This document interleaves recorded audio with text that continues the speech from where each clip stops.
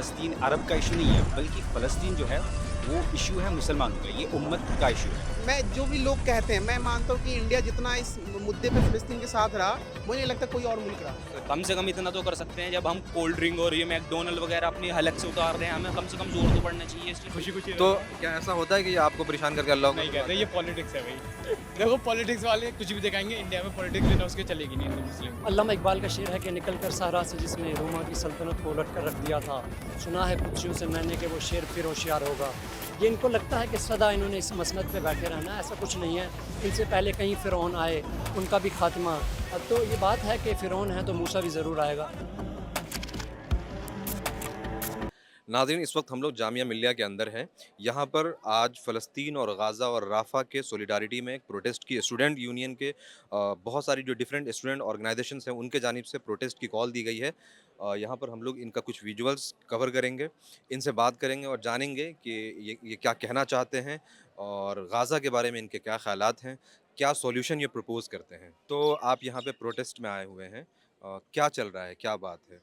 देखिए, आज जामिया के जो स्टूडेंट्स हैं, फ़िलिस्तीन के इश्यू को लेकर यहाँ पर जमा हुए हैं और उनके हक़ में मतलब आवाज़ उठा रहे हैं। आज ग्लोबल लेवल पर, ग्लोबल स्पेस पर मुल्क की और दुनिया की बड़ी-बड़ी यूनिवर्सिटियों में आज ह्यूमैनिटेरियन इश्यू को बेस बनाकर, नॉट ए रिलीजियस, हैं, वन बेस ऑफ ह्यूमैनिटेरियन। आज इसी मुद्दे को लेकर हम लोग भी जमा हुए कि इसराइल जो फ़िलिस्तीन में मास किलिंग को लेकर, मतलब एक जेनोसाइड के इशू को लेकर जो कत्ल कर रहा है, उसके खिलाफ हम सभी लोग यहाँ पे जमा हैं। स्टूडेंट इसकी पुरज़ोर इसके खिलाफ जमा है, आवाज़ उठा रहे हैं कि फ़िलिस्तीन में जो कत्ल हो रहा है एक मॉब लेवल पर, एक मास लेवल पर, सारी चीज़ें उसको बंद किया जाए। लेकिन ये बात भी तो है ना कि हमास हमेशा उनके ऊपर इज़राइल पर अटैक करता है, बहुत सारे मिसाइल दागता है, उनके सिविलियंस को अटैक करता है, तो जंग तो हमास शुरू करता है।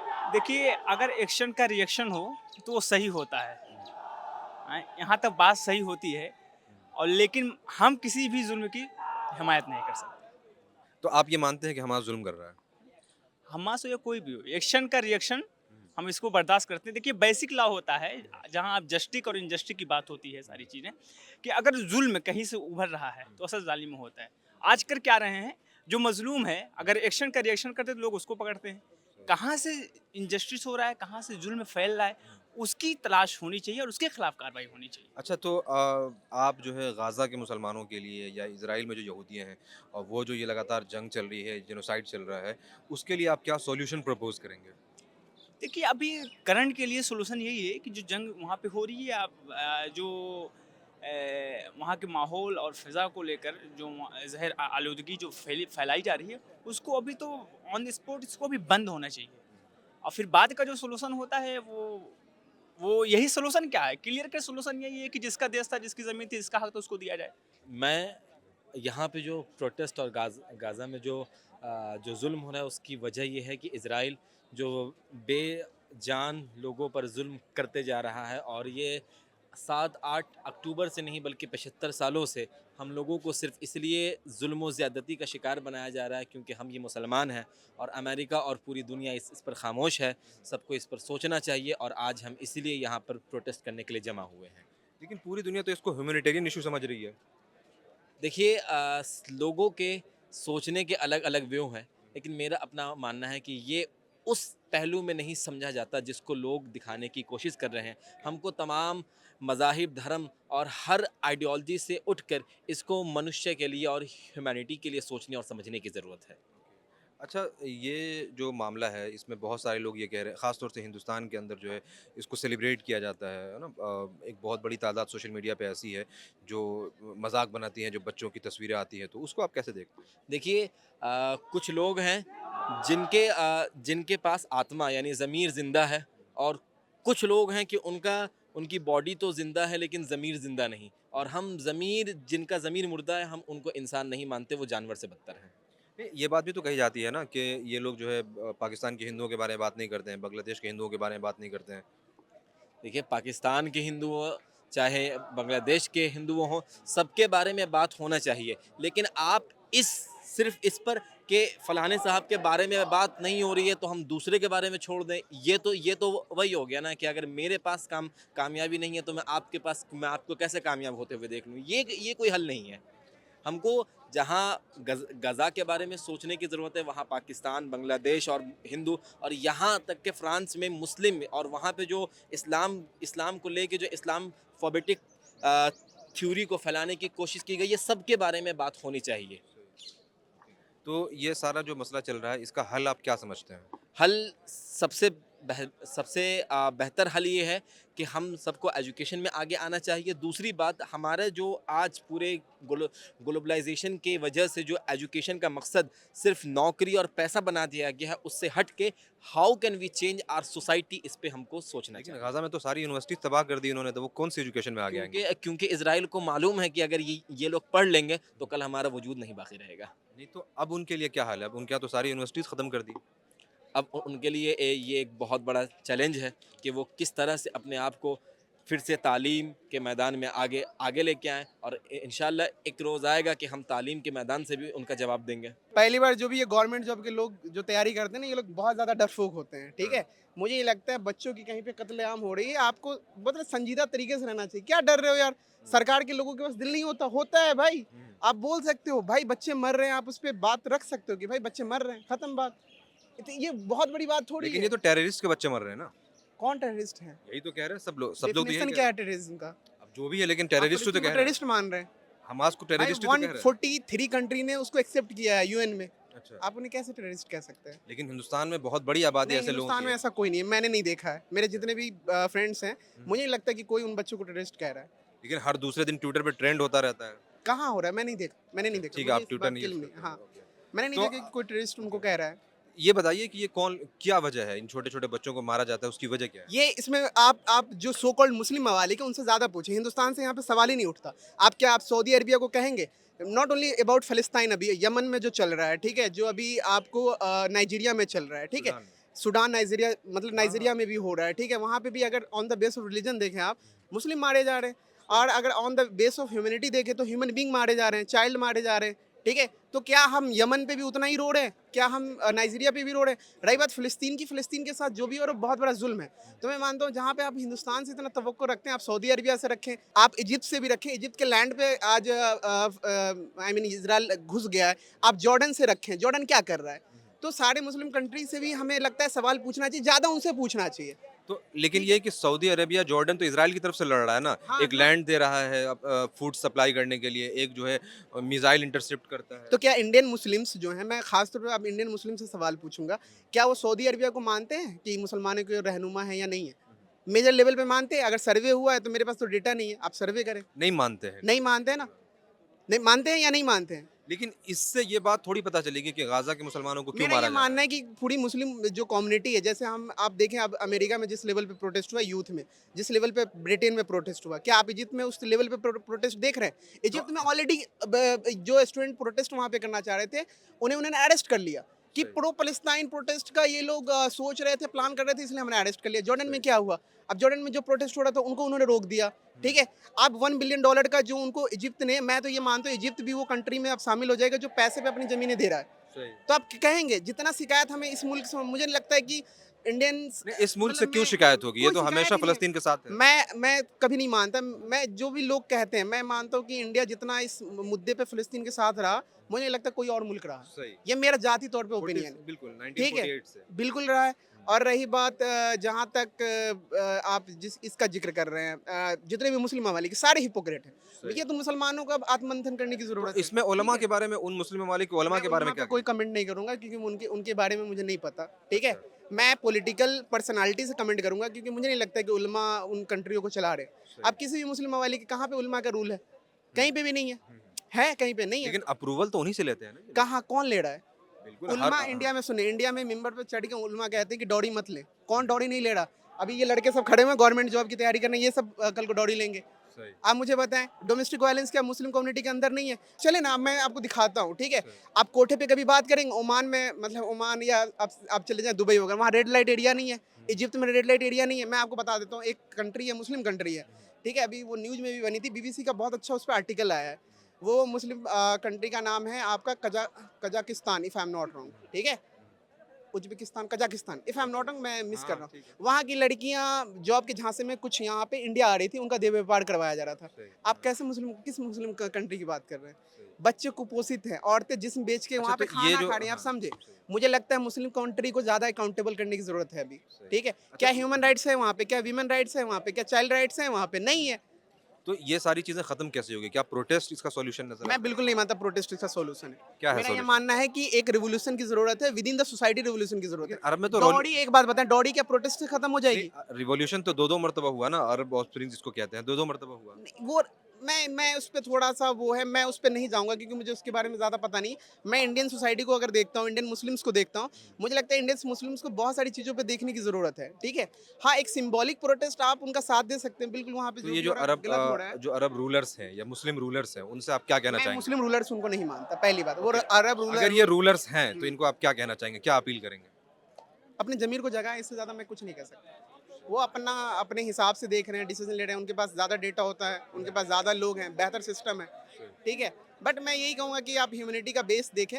मुझे लगता है इन कंट्री को ज़्यादा अकाउंटेबल ठहराने की अभी ज़रूरत है, इंक्लूडिंग टर्की, एवरीवन, ठीक है? और मैं गवर्नमेंट जॉब वाले को कहना, इतना डरपोक मत बनो भाई, तुम्हारे अंदर भी, खास तौर पे परवेज़ को कह रहा हूँ, इतना भाई डरपोक परवेज़ मत भाई बनो, इतना डरपोक ठीक मत है? बनिए। फ़लस्तीन की मज़लूमियत देख के आए हैं जी, बहुत दिल दुखता है, कुछ कर नहीं सकते, कम से कम आवाज़ तो उठा सकते हैं। क्यों हो रहा है उन पे ये ज़ुल्म? ये मस्जिद अल-अक्सा का है, ये फ़लस्तीन की ज़मीन थी, वो कब्ज़ा ली है इजराइली ने, और अब हिंदुस्तान की आवाम मतलब बाइकआउट भी नहीं कर पा रही है उसे सही से। कम से कम इतना तो कर सकते हैं, जब हम कोल्ड ड्रिंक और ये मैकडॉनल्ड वगैरह अपनी हलक से उतार रहे हैं, हमें कम से कम ज़ोर तो पड़ना चाहिए इस चीज़ 40 फुटे पे तो बहुत भीड़ होती है, लोग खाने-पीने में मस्त होते हैं। पे। बस उम्मत का यही हाल है जी, वैसे स्टोरी ये लगा देंगे, दिलों में दर्द नहीं है। तो आपके जो दोस्त अहबाब हैं, आपके जो सर्किल में, कॉलेज में जो लड़के हैं, क्या वो जानते हैं ये पूरे इश्यूज़ को? जी जानते हैं, पर जानने की कोशिश नहीं करते, अनदेखा कर देते हैं इस चीज़ को। उनके लिए छोटी चीज़ है, क्योंकि आज उन पे जुल्म नहीं हो रहा, और लोगों पे जुल्म हो रहा है। जब तक उन पे जुल्म नहीं होगा, वो नहीं समझ सकते इस चीज़ को। तो आपको लगता है अब उन पे भी ज़ुल्म होगा अगर ये लोगों के लिए आवाज़ नहीं उठाएँगे तो? अगर जी यही हालात रहे तो हर किसी पे जुल्म होगा। अगर जुल्म के खिलाफ नहीं बोलोगे तो जुल्म होगा, और जुल्म करने वाले से ज़्यादा जुल्म सहने वाला गुनहगार है। सही। तो आप क्या देखते हैं यानी जो गाज़ा के जो मुसलमानों पे इस कदर ज़ुल्म हो रहा है, जो जेनोसाइड हो रहा है, इसका हल क्या है? सॉल्यूशन क्या है? इसका हल तो जी यही है, हक पे लड़ो जाओ, अल्लाह सब्र करेगा। 313 थे जब सारी दुनिया पे गालिब आए हैं। इसके तो ईमान की मजबूती है, देखिए वो कितनी बहादुरी से लड़ रहे हैं। सही, उन पे ना असलहा है ना कुछ है फिर भी, सही। और आज हम घरों में बैठे हैं एसी में। तो एक और सवाल, ये जो कहते हैं कि वीमेंस राइट हैं, चिल्ड्रंस राइट हैं, तो ये गाज़ा के बच्चों के नहीं है राइट्स? जी ये राइट सिर्फ उनके बच्चों के हैं और किसी के बच्चों के नहीं हैं, क्योंकि उनके साथ नहीं हो रहा ना, एक्चुअली जिस पे बीतती है उसे पता चलता। ये जो गाज़ा के अंदर मुसलमानों पर इतना ज़ुल्म हो रहा है, कत्लेआम हो रहा है, उसकी वजह क्या है? बिस्मिल्लाहिर्रहमानिर्रहीम। देखिए, इस बात को समझने के लिए बहुत ज़रूरी है कि गज़ा का जो भी इशू है, या फ़लस्तीन हम बोलेंगे, तो ये नेशनलिस्टिक कॉज़ नहीं है, पहली बात ये है। और यानी फ़लस्तीन फ़लस्तीनियों का इशू नहीं है, फ़लस्तीन अरब का इशू नहीं है, बल्कि फ़लस्तीन जो है वो इशू है मुसलमानों का, ये उम्मत का इशू है।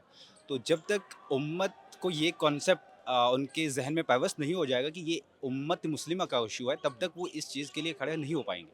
और रही बात कि जो इज़राइल जो इस पे हमला इतना करता है, जो जेनोसाइड जो हो रहा है, जो नस्लकुशी वहाँ पे जो पूरे डिस्ट्रॉय करना चाहता है, तो इसकी वजह भी यही है कि ये मुसलमानों का एक अज़ीम लैंड रहा है, ये बिलादुल अंबिया है, अंबिया यहाँ पे जन्म लिया है।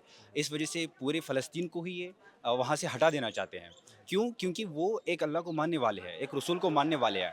और ये बात अब सिर्फ़ उनकी नहीं है, वो हमारे भाई इस वजह से है क्योंकि वो उसी अल्लाह को मानने वाले हैं जिसको हम मानते हैं, और उसी रसूल को मानते हैं जिसको हम मानते हैं, सल्लल्लाहु अलैहि वसल्लम। तो ये दरअसल एक बेसिक कॉज़ है कि जो वहाँ पे इतनी जेनोसाइड हो रही है। तो एक और बात इम्पॉर्टेंट है यहाँ पे कि बहुत सारे मुसलमान जो कि इसको किसी और एंगल से देख रहे हैं, उसकी वजह ये है कि अब ये समझना बहुत ज़रूरी है कि वो क्यों लड़ रहे हैं और सब लोग इसके खिलाफ़ क्यों नहीं जा रहे हैं। तो इसका वजह जो है वो ये है कि वो ये लोग कभी भी दुश्मन ने कभी ये नहीं कहा कि हम मुसलमानों का कत्लेआम कर रहे हैं। अभी भी इज़राइल ये नहीं कह रहा कि मुसलमानों को कत्लेआम कर रहे हैं, बल्कि वो एक पर्टिकुलर सेक्ट, पर्टिकुलर ग्रुप का नाम लेते हैं। क्यों? क्योंकि अगर उन्होंने ये कहा कि हम मुसलमानों के खिलाफ़ लड़ रहे हैं, तो 2 बिलियन मुसलमान इनके अगेंस्ट हो जाएँगे। लेकिन बात क्या कर वो क्या करते हैं, हम किसी ग्रुप के अगेंस्ट लड़ रहे हैं या उसको हम नाम देंगे एक्सट्रीमिस्ट ग्रुप, उसको किसी तरह से और भी नाम देंगे टेररिस्ट ग्रुप। क्यों? ताकि half of the Muslim among the 2 billion people वो इससे साइड लाइन हो जाए, कट ताकि वो उनको वो जाने कि हाँ बात तो सही कर रहे हैं, हम तो वैसे नहीं है, हम एक्सट्रीमिस्ट नहीं है, हम टेररिस्ट नहीं है। तो दरअसल ये एक टर्मिनोलॉजी है, ये समझने की ज़रूरत है कि वो टेररिज्म के खिलाफ नहीं लड़ रहे, वो किसी खास ग्रुप के खिलाफ नहीं लड़ रहे, वो मुसलमानों के खिलाफ लड़ रहे हैं। अब मुसलमानों को बेवकूफ़ बनाने के लिए ये टर्मिनोलॉजी यूज़ की जा रही है। अच्छा, इसमें क्या ये ऐसा है कि कुछ जो राइट विंग ग्रुप है इज़राइल के अंदर, वो इसीलिए कहती हैं कि डेथ टू अरब, यानी वो सारे अरबों के डेथ की बात करती है? जो डेथ टू अरब की बात करते हैं, यानी कि अगर वो इस तरह की बात कर रहे हैं, यानी अगर इज़राइल कोशिश कर रहा है कि तमाम अरब को हम मिटा दें, और वो अपने इसमें कोशिश कर ही भी रहे हैं, लेकिन बार-बार वही बात आती है। क्यों? क्योंकि ऐसा नहीं कहेंगे कि हम पूरे अरब को ही मिटा देंगे, क्योंकि अरब कोई पर्टिकुलर ग्रुप वहाँ पे उनके खिलाफ जा रहा है, अरब के खिलाफ जा रहा है, तभी वो कह रहे हैं, अब वो पूरे अरब की बात आती है। जैसे कि कोई मुसलमान अगर कोई गलत करता है तो फिर मुसलमानियत की बात आती है। इसके अगर किसी अरब ने इज़राइल के अगेंस्ट कुछ गलत किया है, तो पूरे अरब की बात आती है कि अब सही। पूरे अरब को मिटा देंगे। अच्छा, ये जो मुस्लिम वर्ल्ड है या बहुत सारी जो मुस्लिम कंट्रीज़ हैं, ख़ास तौर से जो अरब कंट्रीज़ हैं, ये क्यों कुछ नहीं करती हैं? मैंने बताया इसीलिए नहीं करती, क्योंकि इज़राइल पहले से यही कहता है कि हम मुसलमानों के खिलाफ नहीं है भाई। और अभी भी हम ये भी कहते हैं कि अगर कोई मुसलमान सिर्फ़ और नमाज़ पढ़े, सिर्फ़ रोज़ा रखे, अपना जो भी जो उसके मतलब फ़राइज़ चीज़ें जो है वो करे, तब फ़लस्तीनी ये इज़राइली हो सकते हैं, उसको जगह दे अपनी जगह पे, उसको अपनी आर्मी में भर्ती भी कर सकते हैं। लेकिन जैसे ही वो बात करेगा एक उम्मत की, तब बात अलग आ जाती है। जैसे ही वो बात करेगा कि नहीं, ये जो ज़मीन जो थी ये हमारा था और उम्मत मुस्लिमा का है, ये बैतुल मक़दस जो है उम्मत मुस्लिमा का है, तब ये उनके अगेंस्ट हो जाता है। और ये तमाम मुसलमानों का थॉट बन गया है इस वजह से कि वो ये सोच रहे हैं कि इज़राइल जो कर रहा है, वो दरअसल एक पर्टिकुलर ग्रुप के अगेंस्ट है, ना कि मुसलमानों के अगेंस्ट है। और वो यही बोलते भी है, बार-बार बोलते हैं कि हम इतने लोगों को अटैक कर रहे हैं, और उसमें बच्चे की बात आती है कि इतने बच्चियों को आपने क्यों कत्ल किया? तो वो कहते हैं कि नहीं, वहाँ पे कुछ लोग छुपे हुए थे। तो दरअसल ये सब बेवकूफ़ी है, मतलब बेवकूफ़ बनाने के लिए ये अच्छा, इसमें एक चीज़ ये कि एक तरफ ये कि इज़राइल जो है लोगों को बेवकूफ़ बना करके कत्लेआम कर रहा है। दूसरी तरफ हम देखते हैं ग्लोबल कम्युनिटीज़ हैं, अमेरिका, फ्रांस, जर्मनी, ब्रिटेन और उसके बाद यूएन वगैरह है। इसका क्या रोल देखते हैं आप? देखिए, इनका रोल तो अगर मैं कहूँगा कि कोई रोल नहीं है। अब शायद आपको अजीब लगे कि क्यों कोई रोल नहीं है, क्योंकि इन चीज़ों पे, चाहे यूएनओ की बात आप कर लीजिए, या इसी तरह से इंटरनेशनल कोर्ट की बात आप करिए, इसी तरह से वर्ल्ड इस्लामिक ऑर्गनाइज़ेशन की बात करिए, इन सब पे उम्मीद रखना एक बेवकूफ़ी है। क्यों? क्योंकि अभी तक इतने महीने हो गए, कोई स्टैंड किसी ने नहीं लिया है। सही। तो बात ये है कि ये भी एक मुसलमानों सीज़फायर को भी नहीं करवा पा रहे हैं। सीज़ फायर भी नहीं कर पा रहे हैं, सही बात। तो ये एक बस मुसलमानों को थोड़ा सोचने के लिए, उनको थोड़ा साइडलाइन करने के लिए किया जा रहा है कि चलो हम उम्मीद रखते हैं यूएनओ पे, देखते हैं यूएनओ क्या करता है। और मुसलमान जब भी कुछ इस तरह का इशू आता है, वो फ़ौरन यूएनओ पे जाते हैं कि मतलब यूएनओ कुछ करे, कुछ रूल इम्प्लीमेंट करे। ये भी एक ये बस इस इशू से मुसलमानियत से भागने का एक तरीका है। यूएनओ पे होप दिला देंगे वो, आपको इंटरनेशनल कोर्ट पे होप दिला देंगे, इस तरह से और कम्युनिटीज़ पे होप दिला देंगे। बल्कि हम ये कहते हैं कि किसी पे होप रखने की कोई ज़रूरत नहीं है। मुसलमानों ने जब भी हम मुसलमानों की तारीख देखते हैं तो इतनी रिच तारीख है, तो कभी भी मुसलमानों ने पावर देखा है, कभी ना मुसलमानों का ने अपना नंबर देखा है, ना ही एनिमीज़ का नंबर देखा है। जितनी भी जंगें, जितनी भी जो भी अभी तक हुआ है, सब में मुसलमान कमतर ही रहे हैं। और बल्कि उलमा लोगों का कहना है, इब्न क़य्यिम का कहना है रहमतुल्लाह अलैह, कहते हैं कि मुसलमान कभी तादाद की वजह से कभी जीती नहीं है, बल्कि उनका तवक्कुल है, अल्लाह पे तवक्कुल है, रसूलुल्लाह सल्लल्लाहु अलैहि वसल्लम पे हदीस उन पे अमल है, सहाबा के अक़वाल है, ताबा ताबीन, बहुत इन चीज़ों की। ये बताइए कि जो इतने सारे मुस्लिम नौजवान हैं, जैसे आज प्रोटेस्ट की कॉल थी, उतने लोग नहीं जितने होने चाहिए। तो मुस्लिम नौजवानों को आप क्या कहना चाहेंगे? क्या मैसेज देंगे? मुस्लिम नौजवानों के लिए ये मैसेज है कि ये अगर आप इसको अभी तक फ़लस्तीनियों का इशू समझ रहे हैं, तो आपकी कमज़ोरी है। अगर आप अभी इसको ये समझ रहे हैं कि ये यानी माइल्स अवे का इशू है, तब ये बेवकूफ़ी है। क्योंकि यही चीज़ आगे आपके साथ भी हो सकती है। कहीं आप सेल्फ डिफेंस के लिए आपको कुछ भी करना पड़ेगा। और कहने की बात ये है कि ये आज अगर फ़लस्तीन में हो रहा है, तो सिर्फ़ फ़लस्तीन में नहीं हो रहा है, अभी भी बहुत यमन में हो रहा है, स्वीडन में हो रहा है, बहुत इंडिया में हो रहा है, बहुत जगह पे हो रहा है। तो अगर आप इस वजह से इससे सेपरेट हो रहा है कि ये कहीं और का इशू है, तो ये बड़ी बेवकूफ़ी है। बल्कि ये इशू आपका है और आपके घर का है, हर मुसलमान के घर का है। पैलेस्टाइन में एक जगह है राफ़ा, जहाँ पर हमला किया गया था, वहाँ 100 बच्चों की मौत हो गई थी। अच्छा, ये बात कही जाती है कि मुसलमान जो हिंदुस्तान में हैं उनको तो राफ़ा के बारे में भी पता नहीं है, गाज़ा कहाँ है उसके बारे में पता नहीं है। तो आप जानते हैं कि गाज़ा कहाँ है, फ़लस्तीन कहाँ है? जी बिल्कुल जानते हैं, क्यों नहीं जानते। सब मुसलमान, सारे देश के मुसलमान जानते हैं कि गाज़ा कहाँ है, फ़िलिस्तीन कहाँ है। सभी उनके स्टैंड लेते हैं सब लोग उनका। ये बताइए कि ये जो पूरा मामला हो रहा है, उन पे जो इतना ज़ुल्म हो रहा है उसकी वजह क्या है? जी इसकी वजह क्या है, अगर आप ये देखो, किसी की जगह पर कोई आकर उस पे कब्जा करता है, उन्हीं को मारता है, तो ये गलत नहीं है। वह जगह फ़िलिस्तीनियों की थी और इज़राइल के लोग वहाँ आए, अब उन्हीं पे से वो जगह छीन रहे हैं। मस्जिद अल-अक़सा पर हमला कर रहे हैं, तो वो अपने लिए एक सुरक्षा कर रहे हैं, लेकिन वो उसे तोड़ना चाह रहे हैं, ये सही नहीं है। वो अपने अच्छा, हक़ के लिए लड़ रहे हैं। मौलाना साहब बताइए कि ये जो बैतुल मुक़द्दस है, मस्जिद अक़सा जो है, ये आम मुसलमानों के लिए क्यों अहम है? आम मुसलमानों के लिए अहम इसलिए है कि पहले तो किबला भी इस्लाम में यही था और कुरान करीम में इसका तज़किरा आया। रसूल पाक सल्लल्लाहु अलैहि वसल्लम ने जब मेराज पे गए हैं यहीं पे पहली नमाज़ हुई और यहीं से तमाम अम्बिया कराम ने पहले जो नमाज़ें पढ़ी जाती थी इसी तरफ किबला था और यही नमाज़ पढ़ी जाती थी और ये बहुत ही अहमियत के हामिल है, इसलिए कुरान करीम में भी इसका तज़किरा आया। तो हज़रत ये बताइए कि जैसे कि हिंदुस्तान के मुसलमानों को जो है या फिर ये कि बहुत सारे जो दुनिया में मुसलमान हैं, उनको ऐसे से ज़्यादा कुछ फ़र्क नहीं पड़ रहा है इस सारे इश्यू से। इसकी क्या वजह है? मुसलमान क्यों फिर इसकी वैल्यू को नहीं समझ रहे हैं? इसकी वजह है कि आज मुसलमान बहुत ही ज़्यादा ऐशो-इशरत में पड़ा हुआ है और बहुत ही ज़्यादा गफलत का शिकार है एज़ अ पर्सनल लाइफ में भी और उसके इशू जैसे समाजी लाइफ है सब तरह की, दीनी एतबार से भी, दुनियावी एतबार से भी हर तरह से गफलत का शिकार है और अपने मफाद परस्त हो गई है, मतलब सभी पूरी कौम ही अपने बारे में ज़्यादा सोचती है। मैं एक लड़के से यहाँ पे बात कर रहा था, तो वो कह रहा था कि अगर मुसलमान अपने लिए गाज़ा के मुसलमानों के लिए नहीं खड़े होंगे, तो हो सकता है उन पे भी ऐसे ही ज़ुल्म होगा। तो ऐसा है क्या कि ज़ुल्म अगर दूसरे के लिए ज़ुल्म पे आवाज़ नहीं उठाएँगे, तो उन पे भी ज़ुल्म होगा? बिल्कुल, ये तो यकीनी है अगर आज उन पे अगर दूसरों के ज़ुल्म-सितम अपने पड़ोसियों पे मुस्लिम भाइयों का अगर हम साथ नहीं देंगे तो हम हिंदुस्तान में आपको पता ही आज क्या हो रहा है, कल को हमारे ऊपर भी ज़ुल्म होगा, दुनिया कोई हमारा साथ नहीं देगा। ये बताइए कि गाज़ा के मुसलमानों पे कत्लेआम क्यों हो रहा है? देखिए, गज़ा के मुसलमानों पे कत्लेआम इसलिए हो रहा है क्योंकि वो मुसलमान हैं। वजह उनकी यही है कि वो मुसलमान हैं, तो इसलिए आज पूरी दुनिया एक साइड खड़ी है और तमाशा देख रही है। चाहे वो मुस्लिम ममालिक 57 मुस्लिम ममालिक हो, किसी के मुँह से आवाज़ नहीं निकल रही कि मतलब इतना ज़ुल्म हो रहा है। सारे ममालिक एक तरफ होके एक छोटे से मुल्क को दबाकर, एक तो सबसे पहले वो घुसपैठी हैं जो फ़लस्तीनियों ने उनको पनाह दी थी और आज अपने बाप को ही काटने के लिए वो सामने आ रहे हैं। तो इसमें उनका कसूर कुछ नहीं है, कसूर यही है कि वो मुसलमान हैं बस। अच्छा, तो ये जो दूसरे अरब ममालिक हैं, जो आज इनके ज़ुल्म पे खामोश हैं, क्या आपको लगता है कि कल उनका भी नंबर आएगा? देखिए, अल्लामा इकबाल का शेर है कि निकल कर सहरा से जिसने रोमा की सल्तनत को उलट कर रख दिया था, सुना है कुदसियों से मैंने कि वो शेर फिर होशियार होगा। ये इनको लगता है कि सदा इन्होंने इस मसनद पे बैठे रहना है, ऐसा कुछ नहीं है। इनसे पहले कई फ़िरौन आए, उनका भी खात्मा तो ये बात है कि फ़िरौन है तो मूसा भी ज़रूर आएगा। तो यही रीज़न है कि जितने 57 ममालिक चुप बैठे हैं, क्योंकि इनको पता है कि इनका ये अपने अपने किसी के कुत्ते हैं ये। अगर आप इनको डायरेक्ट कहोगे तो अमेरिका ने पाले हुए हैं, तो इनको पता है कि अगर आप इनमें वो खालिद बिन वलीद वाला कोई बंदा रहा नहीं, इनमें इन्होंने अपनी तारीख़ को पढ़ा नहीं, इसलिए ये आज कह रहे हैं कि फ़लस्तीन के साथ हम खड़े हैं, हम मज़म्मत करते हैं। ऐसे कुछ होने वाला है नहीं।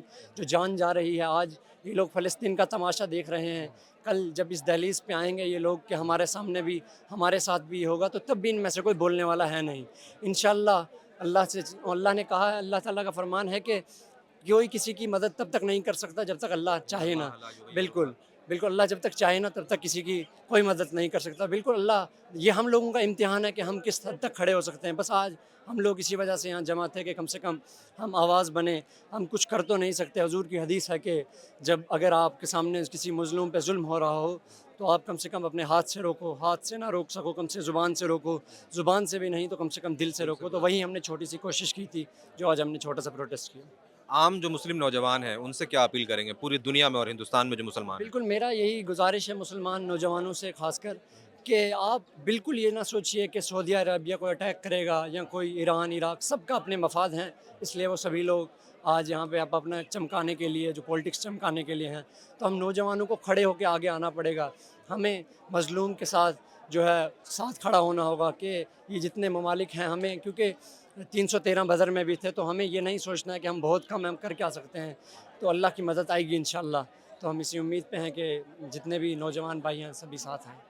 अच्छा, ट्विटर पे ये बात कही जाती है कि हिंदुस्तान में जो मुसलमान गाज़ा के लोगों के लिए आवाज़ उठाते हैं या उनके लिए परेशान होते हैं, उनको ये भी नहीं पता है कि गाज़ा ज्योग्राफिकली कहाँ पे है? कहाँ पे है गाज़ा? मिडिल ईस्ट में। मिडिल ईस्ट में, ओके। बिल्कुल। ये बताइए कि जी, ये बताइए कि गाज़ा के मुसलमानों पे जुल्म क्यों हो रहा है? ज़ाहिर सी बात है, आइडेंटिटी है। यानी आइडेंटिटी मुसलमान होने बीइंग की। मुस्लिम होने की वजह से, ये तो ज़ाहिर सी बात है। आखिर क्यों अमेरिका इज़राइल का साथ दे रहा है? लेकिन ये बात भी तो कहते हैं ना कि हमास उनके ऊपर अटैक करता है, मिसाइल छोड़ता है। तो सेल्फ डिफेंस के लिए क्या करे? गले लगाए उनको। ये तो बहुत अच्छी बात है। तो लेकिन ये है ना कि आप सेल्फ डिफेंस क्यों करेंगे? आप जो है प्रोटेस्ट करें, लोगों से बात करें। क्या बात करें? बात क्या करें? हमारे घर को लूट लिया गया, हमारे घर पे हम ही पे आके हम ही को बाहर करने के लिए कहा गया और हम उससे क्या बात करें? कि आप मुझे अपनी ज़मीन दे दो? तो ये तो बड़ी अच्छी बात आपने कही कि आपके घर को लूट लिया गया और आप उनसे क्या बात करें। तो जिनके ज़रिए लूटा गया यूएन के ज़रिए, तो फिर यूएन के पास क्यों जाते हैं? तो ज़रिया क्या है? इसके अलावा यूएन तो रोज़ बातें कर रहा है। अमेरिका उसमें सिक्योरिटी काउंसिल में वीटो कर दे रहा है। यूएन में 140 देशों ने रेज़ोल्यूशन दिया जनरल असेंबली में फ़िलिस्तीन को स्टेटस देने का एज़ ए स्टेट। वीटो करता है सिक्योरिटी काउंसिल में अमेरिका। तो आपको नहीं लगता कि ये जो वीटो का पूरा मसला ये एंटी डेमोक्रेसी है और ये अपने आप में मज़ाक बनाया हुआ है तमाम लोगों की मेजॉरिटी होने का? Not only anti democracy, anti humanity है कि आप 5 देशों को आपने दे रखा है वीटो पावर और वो 5 देश ये डिसाइड करते हैं कि कौन नेशन स्टेट होगा। अच्छा, इसमें ख़ास तौर से जो अरब ममालिक हैं या जो दूसरे मुस्लिम ममालिक हैं, उनका रोल आप क्या देखते हैं? देखिए मुझे बहुत ज़्यादा उम्मीद तो दिखती नहीं है और हालांकि जियोपॉलिटिकल जिस तरीके से और असल में सबसे मेन वजह जो ये कॉन्फ्लिक्ट की है वो नेशन स्टेट की है। जिस तरीके से नेशन स्टेट आया है का आइडिया एमर्ज हुआ है, इसने मुस्लिम ब्रदरहुड उम्मा का जो कंसेप्ट है उसको नीचे कर दिया है हर यानी ये देश। 57 अलग-अलग उम्मा हो गए। जी बिल्कुल। नेशन ये नेशन स्टेट को ऑफ कोर्स इसीलिए ऊपर की तरफ चढ़ाया गया और हमेशा अब कहा जा रहा है कि नेशन स्टेट की सॉवरेंटी है हमें। फ़लस्तीन की कोई सॉवरेंटी नहीं है। इज़राइल की सॉवरेंटी है, इज़राइल को सेल्फ डिफेंस का हक है। कैसे सेल्फ डिफेंस का लेकिन कैसे? ये कैसी सॉवरेनिटी हो गई कि अरब के सारे ममालिक के अंदर खुद अमेरिका का एयरबेस है? बिल्कुल। आप बिल्कुल आपकी बात सही, कॉन्ट्राडिक्ट कर रही है। सही। हाँ? तो ये बताएं कि फिर हल क्या है मुसलमानों के लिए, गाज़ा के लिए या दूसरी जगहों पे जहाँ भी जुल्म हो रहा है, उन लोगों के लिए हल क्या आप समझते हैं? देखिए, मैं इस बारे में तो बहुत अच्छे से नहीं बता पाऊँगा। अगर मैं ये बताता हूँ तो मैं ईमानदारी से नहीं बोल पाऊँगा। लेकिन of course resistance is the only solution that I can see right now. यानी अपने आप का दिफा करना। बिल्कुल। लगातार लगे रहना और उनको सलाम है फ़लस्तीनी लोगों को कि जिस तरीके से जिस ज़ुल्म का उन्होंने जिस जज़्बात के साथ किया है, माशाल्लाह। अच्छा, ये बताइए कि आपके दोस्त अहबाब में या बहुत सारी जगहों पे मुसलमानों का, हिंदुस्तान में मुसलमानों का उस तरह का रिएक्शन नहीं है। वो फ़लस्तीन के लिए उस तरह से अवेयर नहीं है कि ये इशू पूरा क्या है। इसकी क्या वजह है? अ, अगर मैं ज़ाहिर से बात करूँ तो देखिए ऊपरी तौर पर सतही तौर पे तो मालूम है कि इशू क्या है। ऐसा नहीं है जैसे अगर आपने पूछा कि मिडल ईस्ट ये गाज़ा कहाँ है? ऐसा नहीं है कि उनको ये मालूम नहीं है, मैप में नहीं मालूम है। ज़ाहिर सी बात है कि गहराई से स्कॉलर्स ज़्यादा बेहतर तरीके से बता पाएँगे, लेकिन जिस तरीके से ये कॉन्फ्लिक्ट हुआ है और जिस तरह से वाइड स्प्रेड तरीके से लोगों के बीच में ये चीज़ें अब पहुँची हैं, बहुत तेज़ी से उसमें उस अवेयरनेस में और बढ़ोतरी हुई है। न सिर्फ मुस्लिम्स में बल्कि नॉन मुस्लिम्स में भी। इनफैक्ट नॉन मुस्लिम्स में जो इंसाफ पसंद लोग हैं, वो ज़्यादा बड़ी तादाद में प्रोटेस्ट कर रहे हैं। बिल्कुल। और अभी आपने इंस्टाग्राम सोशल मीडिया पे ऑल आइज़ ऑन राफ़ा देखा। ऑफ़ कोर्स वो एआई पिक्चर था, बट काफ़ी नॉन मुस्लिम की तरफ से सपोर्ट भी आया। हालाँकि बाद में कुछ प्रोपेगेंडिस्ट लोगों ने भी कंट्रोवर्शियल, हाँ। उसमें all eyes on this and that. हाँ, इस बारे में भी अक्सर बात होती है। ये कहते हैं कि जी all eyes on Pakistani Hindus, Bangladeshi Hindus. तो क्या बांग्लादेश के हिंदुओं पे अगर ज़ुल्म होता है या पाकिस्तान के हिंदुओं पर ज़ुल्म होता है, तो आप उसको सपोर्ट करते हैं कि उन पे ज़ुल्म होना चाहिए? नहीं, बिल्कुल नहीं। मैं हमेशा कहता हूँ ऑल आइज़ ऑन ह्यूमैनिटी। लेकिन जब आप ऑल आइज़ ऑन राफ़ा के अगेंस्ट में all eyes on this and that करते हैं, इसका मतलब आप ये कहना चाह रहे हैं कि ऑल आइज़ ऑन राफ़ा एक छोटी-सी चीज़ है, उसके कंपैरिज़न में कुछ और नहीं है। लोग मारे जा रहे हैं, हर दिन मारे जा रहे हैं। 30,000 लोग ऑन सिर्फ़ डेटा में कहा जाता है कि इतने लोग मारे गए हैं, 36,000 लोग अभी तक 20 लाख लोग डिस्प्लेस हो चुके हैं। डिस्प्लेस हो चुके हैं। एक छोटे से राफ़ा में और फिर उसी को अमेरिका बात करता है कि इसको हम डिस्ट्रॉय करने के बाद रीएस्टैब्लिश करेंगे। मज़ाक है क्या? और जो हमारे जो यूथ हैं, बहुत सारे मुस्लिम नौजवान हैं, उनसे क्या अपील करेंगे इन पूरे इश्यूज़ पे? मान जाओ, बाज़ आ जाओ, वरना पछताओगे और फिर यूँ कुछ नहीं होने वाला। अभी है टाइम, कर लो तैयारी, फिर सबसे पहले ये बताइए कि गाज़ा है कहाँ पे? गाज़ा जैसे कि सभी जानते हैं मिडल ईस्ट में है, फ़लस्तीन का एक इलाका है। तो आप तो हिंदुस्तान में रहते हैं, तो गाज़ा के लोगों से आपको क्या मतलब है? हाँ, मतलब क्या है? हमें मतलब ये है कि ज़ुल्म हो रहा है वहाँ पे और हम इंसान हैं। इंसान का हक है कि वो ज़ुल्म के खिलाफ़ लड़े। जैसा कि हम हिंदुस्तानी हैं, हमारा हिस्ट्री है जुल्म के खिलाफ लड़ने का, हमारी पहचान है कि हम जुल्म के खिलाफ लड़ते हैं। लेकिन इस वक्त जो हमारे देश की पॉलिटिकल सिचुएशन बनी थी पिछले कुछ सालों में, इसको इस तरह से पोर्ट्रे कर दिया गया था कि आप कुछ एक पर्टिकुलर कम्युनिटी से हैं तो आपका इस कम्युनिटी से कोई लेना देना नहीं है, आप पर्टिकुलर कम्युनिटी से तो आपका दूसरे कम्युनिटी से कोई लेना देना नहीं है। और इसी के चलते जो लोग कुछ लोग समझ रहे हैं ऐसा, या फिर गलत फहमी में या जानबूझ के, कि जो वहाँ पे हो रहा है वो सही हो रहा है। लेकिन कुछ और लोग हैं जो इंटेलेक्चुअल हैं, जो रिसर्चर्स हैं, उनको हम सुने, उनको हम देखें तो हमें लगता है कि नहीं, गलत उनके साथ वैसा ही गलत हो रहा है जैसा गलत हमारे साथ हुआ था। तो बस इसी को लेके हम उनके साथ हैं। तो ये बताइए कि बैतुल मुक़द्दस इम्पॉर्टेंट क्यों है आप लोगों के लिए? बैतुल मुक़द्दस इम्पॉर्टेंट इसलिए है कि हमारी हिस्ट्री है, इस्लामिक हिस्ट्री वहाँ से जुड़ी है, और वो हमारा किबला अव्वल है। जब हुजूर सल्लल्लाहु अलैहि वसल्लम, एक हदीस है और ये मेराज का सफ़र। हाँ, मेराज का वो तो सेकंड चीज़ जो है, सेकेंडरी प्रायोरिटी है। लेकिन फर्स्ट प्रायोरिटी में जब हुजूर सल्लल्लाहु अलैहि वसल्लम पहले जब किबला जो काबा है मक्का में, उसको जब वो नहीं किया था, इंतखाब नहीं किया था उसका कि ये हमारा किबला है, हमें इस तरफ से नमाज़ पढ़ना है, उससे पहले हम बैतुल मुक़द्दस की तरफ रुख करके नमाज़ पढ़ते थे। तो इस वजह से और ज़्यादा इंपॉर्टेंट है। दूसरी बात ये कि हुजूर सल्लल्लाहु अलैहि वसल्लम जब मेराज पे गए थे तो वो जगह वही थी जहाँ से वो मेराज पे गए थे, तो इसलिए और इम्पॉर्टेंट हो जाता है हमारे लिए। और ये लोगों को समझना चाहिए, जैसे आपके धर्म में आपके लिए कुछ चीज़ें इंपॉर्टेंट है, वैसे हमारे लिए वो इंपॉर्टेंट है, आपको उसको रिस्पेक्ट करना चाहिए। अच्छा, तो ये हिंदुस्तान में या पूरी दुनिया में मुसलमान उस तरीके से इसके ऊपर रेजिस्टेंस नहीं दिखाते हैं, या ये कि जैसे देखने को मिलता है कि लोग अपने अपने काम में मसरूफ़ हैं, इसकी क्या वजह है? इसकी क्या वजह है? सबसे पहले तो अफसोस की बात है कि ऐसा मुसलमान नहीं कर रहे हैं, क्योंकि हम देख रहे हैं कि जो गैर कम्युनिटी के लोग हैं, जो मुसलमान नहीं है, वो भी हिम्मत दिखा के इनके हमारे साथ, मुसलमानों के साथ खड़े हैं, और इसके लिए उनको बहुत सारी मुश्किलों का सामना भी करना पड़ रहा है, फिर भी वो खड़े हैं। लेकिन मुसलमान इस तरह बुज़दिल हो गया है, इस तरह कायर हो गया है कि वो अपने हक़ को नहीं पहचान पा रहा है, अपने लिए आवाज़ नहीं उठा पा रहा है। इसके लिए कोई जवाब नहीं हो सकता, इसके लिए सिर्फ यही है कि आप बस जानवर जैसे हैं, आपको नहीं दिख रहा है कि आपके साथ क्या हो रहा है। अच्छा, हिंदुस्तान में जो कुछ लोग हैं, अब आईटी सेल के लोग हैं या जो भी हैं, ये लोग फ़लस्तीन और गज़ा के अंदर जो मासूम बच्चों को शहीद किया जाता है तो उसको सेलिब्रेट करते हैं, जश्न मनाते हैं। उनके बारे में आप क्या कहेंगे? क्या वो इंसान है? ये तो शर्म की बात है कि हम उन्हें इंसान कहें, या फिर इंसान के लिए ये गाली हो जाएगी कि हम उन लोगों को इंसान कह रहे हैं जहाँ मासूम बच्चों को कत्ल कर दिया जा रहा है। ये हैवान से बदतर है। हैवान से बदतर क्या, इनको क्या कहें हम, इनके लिए शब्द नहीं मिलता है कि इनके लिए हम कहें क्या। बस ये है कि अल्लाह इनको हिदायत दे, कामयाब हों ये। क्या नाम है आपका? जन्मेजय तोमर। ओके, जन्मत जी। तो ये बताइए कि आप यहाँ पे क्यों प्रोटेस्ट कर रहे हैं? यहाँ पे हम फ़लस्तीन के सपोर्ट में कर रहे हैं क्योंकि उनके साथ गलत हुआ है। ओके, तो लेकिन आप तो हिंदू हैं, आप मुसलमानों के लिए सपोर्ट कर रहे हैं। मैं इंसानियत के लिए कर रहा हूँ। ओके, तो क्या आप पहले आदमी हैं हिंदू या फिर इस्लाम के अलावा दूसरे मज़हब के जो इंसानियत के लिए बहुत लोग सपोर्ट? हैं, मेरे बहुत दोस्त कर रहे हैं, जो गलत है वो गलत है, अच्छा। चाहे यहाँ पे हो चाहे कहीं भी हो, पूरी दुनिया में जहाँ भी गलत है उसके लिए सब बोल रहे हैं। अच्छा, कुछ लोग हैं जो वो पॉलिटिक्स है, अच्छा, पॉलिटिक्स के आगे ये तो अच्छी कोई बात नहीं है, बोल क्वेश्चन से सकता। पहले आपने समझ लिया। अब मैं बोल ही नहीं सकता उसमें, तो पॉलिटिक्स से आ फ़लस्तीन को जाएगा। सपोर्ट करने के लिए इंसानियत जिंदा होनी चाहिए, और हमारे दोस्त में वो चाहे इंसानियत चाहे है। इंडिया में हो चाहे बाहर हो, हर जगह सपोर्ट है। कोई जाति सब भाई हैं। कोई जाति, कोई धर्म, अच्छी बात है भाई। तो उसके लिए इंसानियत जरूरी है, उसके लिए जाति धर्म मैं नहीं भाई चाहिए। धर्म और नहीं ये मानता, देखो अब ये मान लो सारे मुस्लिम भाई, अकेला हिंदू हूँ, खुशी खुशी रहता अच्छा, हूँ, हाँ, कोई दिक्कत ही मैं नहीं। लगे हाथ आपसे ये पूछ लूँ, तो जामिया में जैसे सारे मुसलमान हैं, तो क्या ये आपको परेशान करते हैं? नहीं, अब मान लो 400 बच्चों का हॉस्टल है, 2 या 3 हिंदू रहते हैं, मैं तो अकेला रहता था, अभी आया खुशी खुशी तो रहता हूँ। क्या ऐसा होता है कि ये आपको परेशान करके अल्लाह को नहीं बुलवाते कहते, ये हैं? पॉलिटिक्स है भाई। देखो पॉलिटिक्स वाले कुछ भी दिखाएंगे, इंडिया में पॉलिटिक्स बिना उसके चलेगी नहीं, हिंदू मुस्लिम के। पढ़े लिखे होंगे वहाँ, हिंदू मुस्लिम नहीं चलेगा। बहुत ये से उन मुसलमानों के लिए तानाए होके छुप रहे हैं यहाँ, यो नहीं बोल रहे, ये गैर मुस्लिम आगे बोल रहा है, और अल्लाह से करे दूर, वो तालीम भी फितना है। क्या बात है। और यहाँ पे हम लोगों ने बहुत सारे लोगों से बात की और उनके तासुरात को जानने की कोशिश की। कैमरामैन रैयान के साथ फैजुल बारी।